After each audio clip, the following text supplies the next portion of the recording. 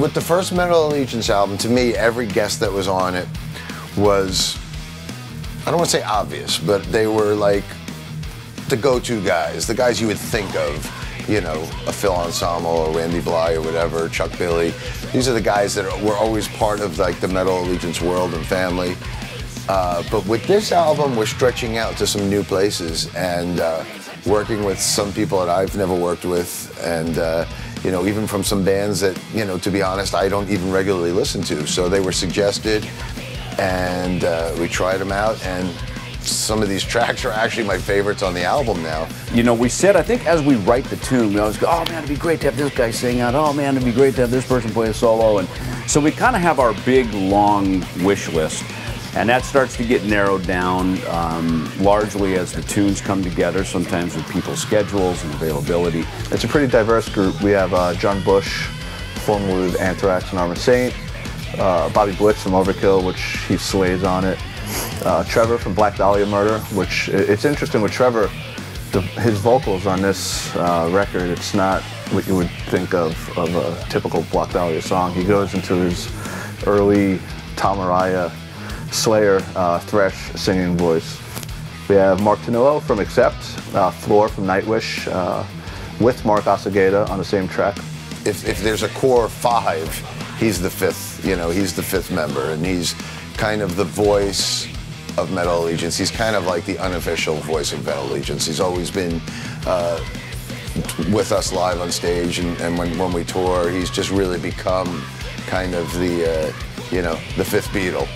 Troy from Mastodon is back on the record. We also have Johan from Amon Amarth, who absolutely kills it.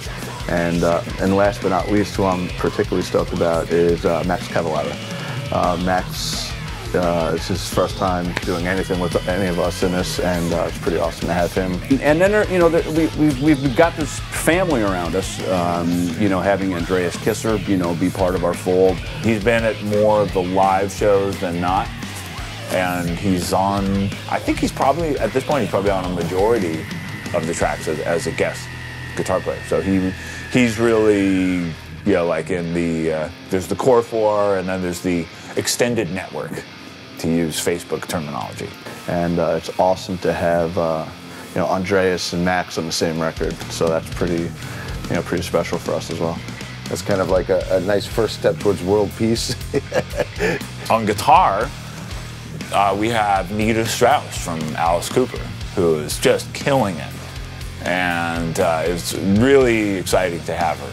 Anytime we're doing one of these albums, we put out feelers to see who might be interested, and you know, including some, you know, pretty A-list people. We don't expect to hear back, and that's fine. But you know, Joe Satriani came back to us, and he had time in his schedule. He was ready to play.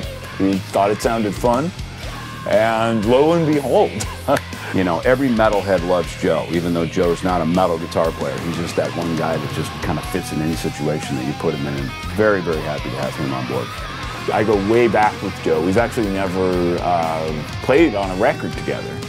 I was his student when I was 14 years old. So I did have to get over a little bit of the, you know, the teacher-student mentality, and just say, okay, this is really happening. I'm actually playing with Joe, yeah, one of my favorite players, one of everybody's favorite players.